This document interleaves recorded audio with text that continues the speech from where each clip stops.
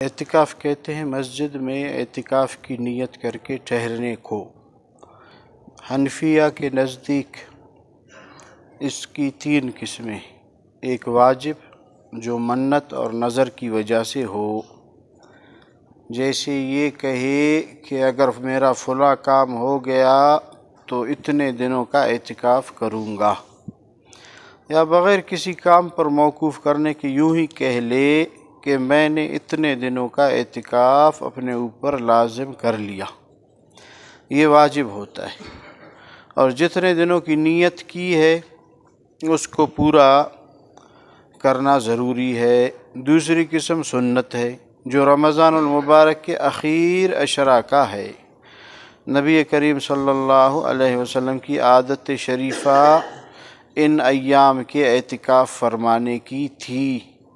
تیسرا اعتکاف نفل ہے، جس کے لیے نہ کوئی وقت نہ ایام کی مقدار، جتنے دن کا جی چاہے کر لے، حتیٰ کہ اگر کوئی شخص تمام عمر کے اعتکاف کی نیت کر لے تب بھی جائز ہے۔ البتہ کمی میں اختلاف ہے، امام صاحب رحمہ اللہ کے نزدیک 1 دن سے کم کا جائز نہیں، لیکن امام محمد رحمہ اللہ کے نزدیک تھوڑی دیر کا بھی جائز ہے، اور اسی پر فتویٰ ہے۔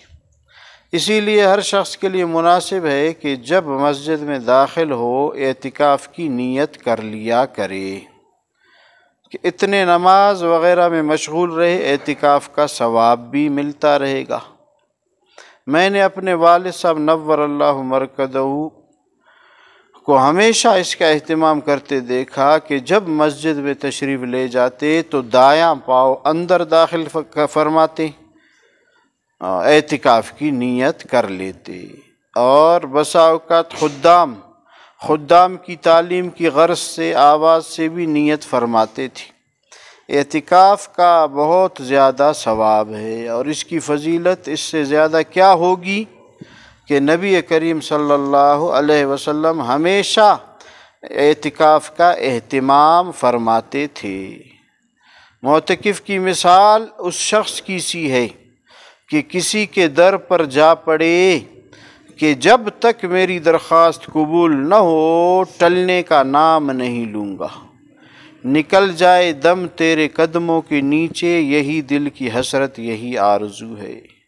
اگر حقیقتاً یہی حال ہو تو سخت سے سخت دل والا بھی پسیجتا ہے، اور اللہ تعالیٰ کی کریم ذات تو بخشش کے لیے بہانہ ڈھونڈتی ہے، بلکہ بے بہانہ مرحمت فرماتے ہیں۔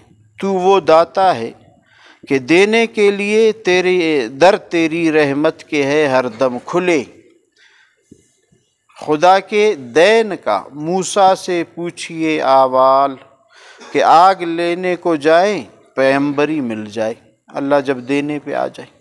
اس لیے جب کوئی شخص اللہ کے دروازے پر دنیا سے بالکل منقطع ہو کر پڑ جائے تو اس کے نوازے جانے میں کیا تأمل ہے، بالکل اللہ اس کو نوازیں گی، اور اللہ جل شانہ جس کو اکرام فرماوے اس کے بھرپور خزانوں کا بیان کون کر سکتا ہے؟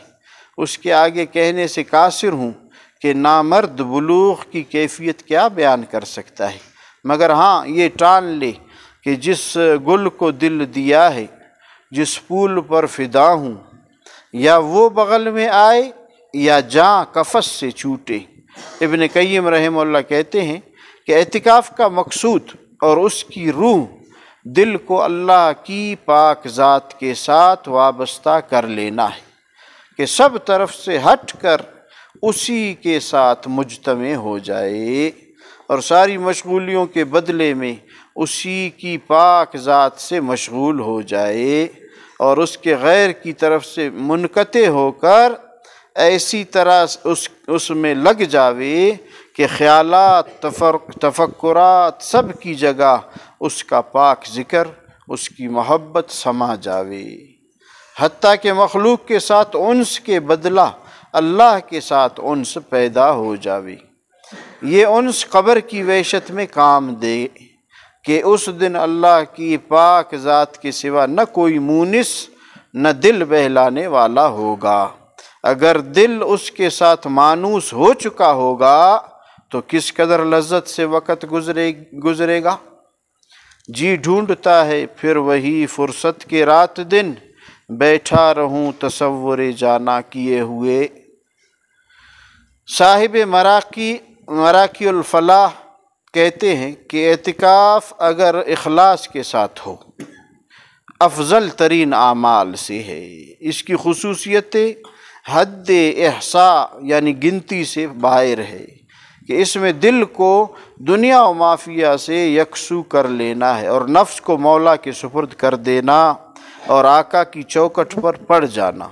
پھر جی میں ہے کہ در پہ کسی کے پڑا رہوں، سرزیر بار منت دربا کیے ہوئے۔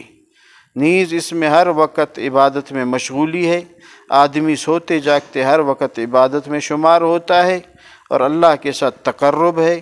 حدیث پاک میں آیا ہے کہ جو شخص میری طرف 1 ہاتھ قریب ہوتا ہے میں اس سے 2 ہاتھ قریب ہوتا ہوں، اور جو میری طرف آہستہ بھی چلتا ہے میں اس کی طرف دوڑ کر آتا ہوں۔ نیز اس میں اللہ کے گھر پڑ جانا اور کریم میزبان ہمیشہ گھر آنے والے کا اکرام کرتا ہے۔ نیز اللہ کی کلا میں محفوظ ہوتا ہے کہ دشمن کی رسائی وہاں تک نہیں۔